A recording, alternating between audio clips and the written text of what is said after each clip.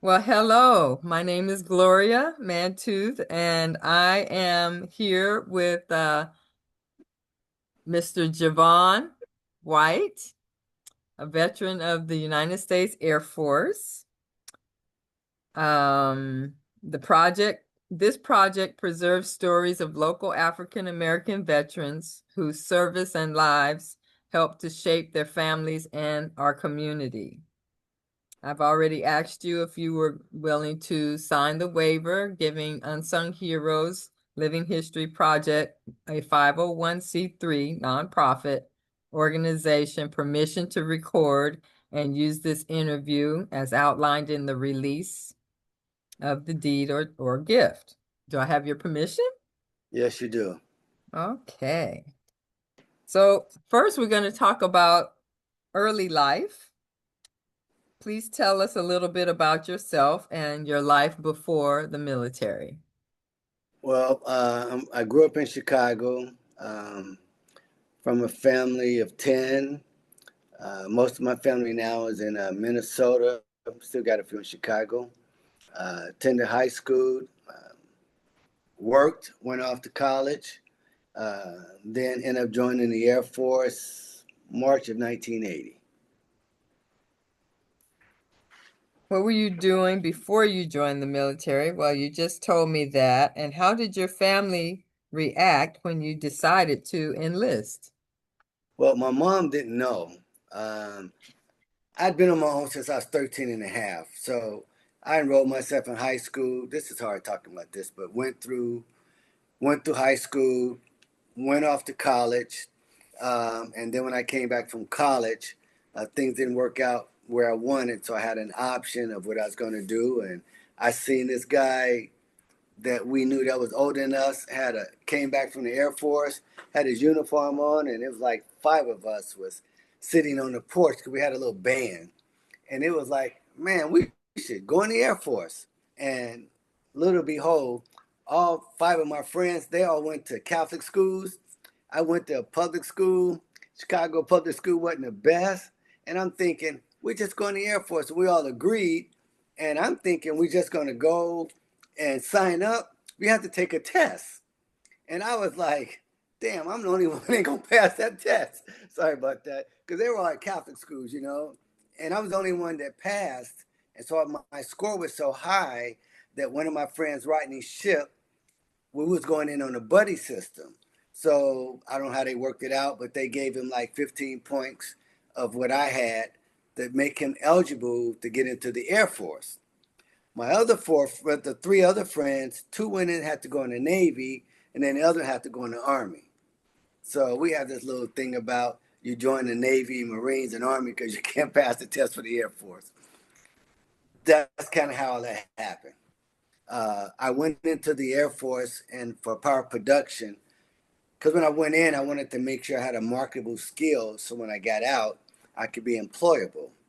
And during that time, I took college classes, played basketball for the Air Force. Um, is kind of how that happened, and that was when I started off at Vandenberg Air Force Base. Can you describe your first days in boot camp or training? Um, I'm like 5'5", and my tech, the TI guy, whoever the heck he wasn't much taller than me, and I'm like the guy that he always screamed at, because I'm the only one who could look him in the face, I guess.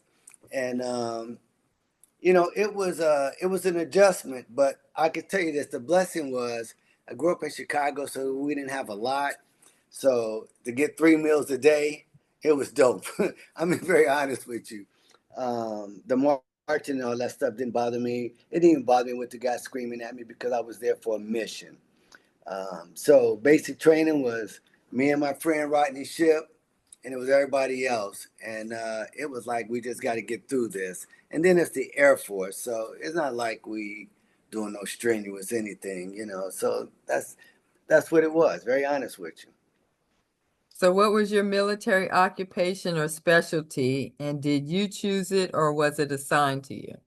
I chose it. I went in electrical power production because, like I said, I wanted to have a marketable skill. And what happens with that is when you sign up. You have to take a test to get in the Air Force, and then depending upon your score, your aptitude test, they would tell you if you could be a doctor, lawyer, what have you. So my scores was high enough that I was able to pick whichever field I wanted. So I picked electrical power production because it had electrical in it. And I have an electrical engineering degree at the end of the day. So that's what I did. And then later I did electrical power production and biomedical engineering. And that's currently what I'm doing now. And where were you stationed, and what base stands out the most about those places? What stands out the most and where Well, you were stationed? I was, well, my tech school was in Wichita Falls, which I never left the gate, outside the gate. But so I was stationed at Vandenberg Air Force Base, 80 to 82. Then I was in Kunsan, Korea, 82, 83. And then I was assigned to McClellan Air Force Base in Sacramento, 83, 84 until I got out. And probably Vandenberg was my most memorable base. Actually, I enjoyed all of them, but Vandenberg, I end up getting a family from all those folks back there. And 80 to in 2026, I still have people such as yourself that go back so far. It's like my this my family, so my blood family is like whatever they doing is their thing. So I developed close friendships and like family bond with a lot of people. So I say Vandenberg because people that I was back in 1980, majority of them we still together now in 2026. What did a typical day in uniform look like for you? Going to work, working in a power plant. I was fortunate; it was like four brothers all in the same career, and because I was the lowest man on the totem pole, I was the guy that had to do all the dirty damn jobs. So, at work, at job, go to work, make sure we provide power for the base and the satellites, and getting training along the way. And for me, it was like a job. Go to work with your uniform on. We get home, pop the fro back out, go to the gym, and that's kind of how it was. Who was someone you served with that you remember the most? Uh, Fraser Speaks, Anthony Forney, probably the most because we're still together as we speak. Yeah, we're still together as we speak. And how did you stay in touch with family back home? I'd go back to Chicago once a year and did a lot of phone calling and stuff like that. But I'm not from a very tight knit family. So as I said, my family was the people that I built a bond with. So yeah. Did you experience challenges related to race during your service? Uh, I experienced Vandenberg was my worst base for race dealing with racism. Um, I had a supervisor, Sergeant Loftus. See, you got me bringing this stuff up. I forgot about these folks. Sergeant Loftus, and he was from Kentucky, and he was one of them good old boys that I guess I can speak freely. He felt You're like being recorded. yeah, If well, you he felt like white people were superior and black people wasn't. mm-hmm. And little did he know, with me being an airman basic when I first got there, I was the guy that all of the chief master sergeants and everybody in CE look at all my scores, and I became the guy that trained tech sergeants, master sergeants on how to do my job and do their job. So I could be walking down the stairs or skip a stair and he'll write me up. Get a letter of counseling. At Vandenberg, this is no lie. I was there, 2.5 years? I probably had 200 or 300 letters of counseling. Never, Article 15, never let a reprimand. And the same two white guys was the guys that wrote all the brothers up. We come in 1 minute late for work. Well, it's supposed to be 4 o'clock. It's 4:01. They got a letter waiting for us, you know. And we had a black guy, Sergeant Sellis, was their boss, so he was able to defend all that. But we still got wrote up, and he just put them in a file. And I never forget when I left Vandenberg, and got my file. I had a stack. I still have some of them now. I go back and read them. Uh, Jaevon White was at Lompoc at Jack in the Box, and he was out of 3510 because the brothers, we used to put stocking caps on our hair and then pick our fro out. And he'll see me after hours. I come back to work 2 days later, I got a letter written. But when I go to work, I'm in 3510. So, I experienced, some of that. Um, but, I just look at them as being, rednecks, and I was smarter than they were. They weren't going to stop me from achieving my goal, and I have no place to go anyway, so nobody was going to push me out. What did the military provide a sense of unity or brotherhood that felt different from civilian life at the time? Um, it was probably more brotherhood because even though there was some racism going on, some of the white guys were just as dope as some of the brothers. And you knew who you can hang out with, who you could trust, and who was there. Like, we're United States Air Force, we're a team, and they didn't care what race you were. You did your job, you got their back, they was cool with you. So, Let's talk about coming home and the reflection. What was the transition like for you when you returned to civilian life? it was smooth because I started, like, I knew I was going to get out. So between picking a career that I know I had a job, going to college to try to finish up my degree, I'd already made a commitment. I was going in for 4 years, and I was going to get out and transition. So probably year 3, I was already transitioning out of the Air Force, by taking more classes, making sure I'm going to college, trying to get my degree as close as I could, uh, checking on job marketing a year in advance on what my skill set and what I would be able to command on the outside. So when it was time for me to transition out, I had a job with Ford Aerospace 6 months before my assignment was over with.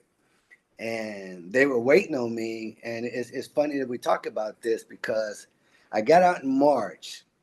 And in January, Ford Aerospace reached out and wanted to know if I could get out early. And I was at McClellan at the time.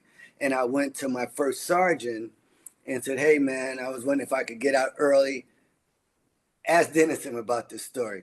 I went to the first sergeant my checkbook and I said, "I'm going to write you a check for my last 3 months because I need to get out because I got this job offer and they waiting for me, but they may not."